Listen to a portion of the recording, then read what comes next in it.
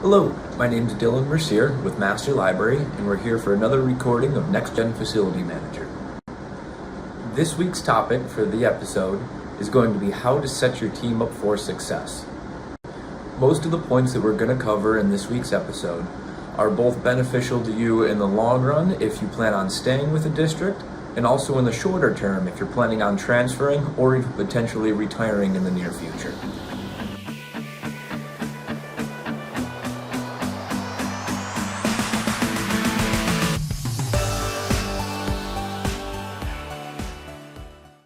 Now, often in the life cycle of a facility manager, you may start off at a smaller district, just a couple or a few buildings, potentially even a K through 12 on one campus.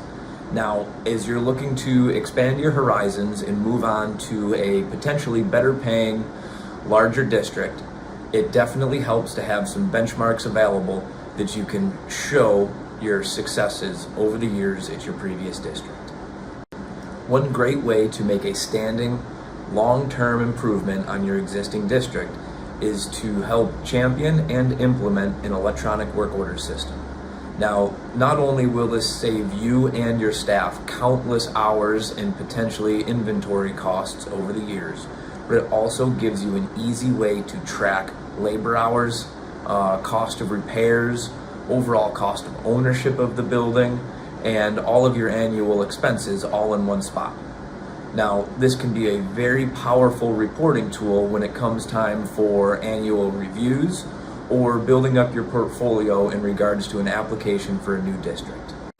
Once you have this electronic system in place, up and running, it will allow you to see where you started and incrementally each year as you make changes to either your staff or your processes that you do your PMs, your general building maintenance, and also your short order repairs. It will give you a good trackable metric that you're able to see how your building is doing. Now, these trackable metrics are what's very important to potential prospects for a district that you're looking to move on to. I mean, think about it.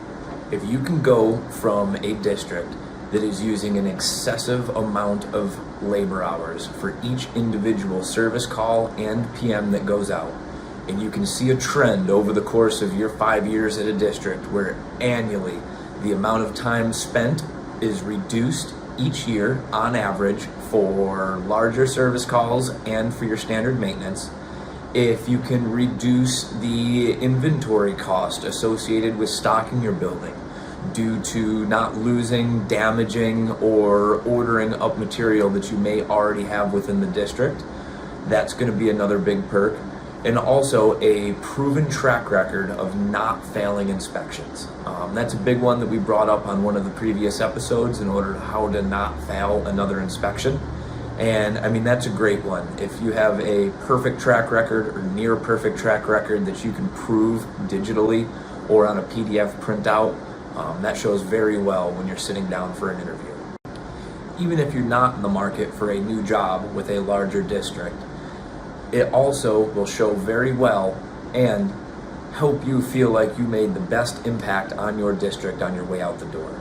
The more you can set your team up for success, the more of your processes that you've learned over the years that you can document in this electronic record and have your staff operating nearly on autopilot, automated work orders, the PMs and procedures are all in place, you have a digital floor plan in place that maps your entire building. Your successor will have a much easier job filling your shoes when you leave. In the end, it's all about proof. It's about what you can prove you did for the district.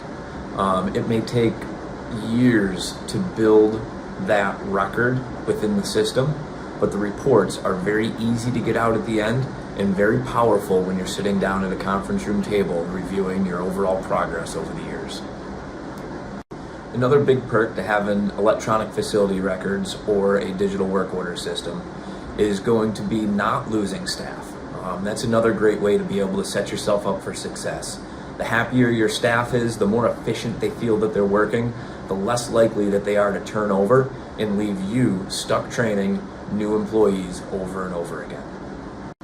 Again, I try and keep these short, sweet, and to the point, as I know you're all busy out there.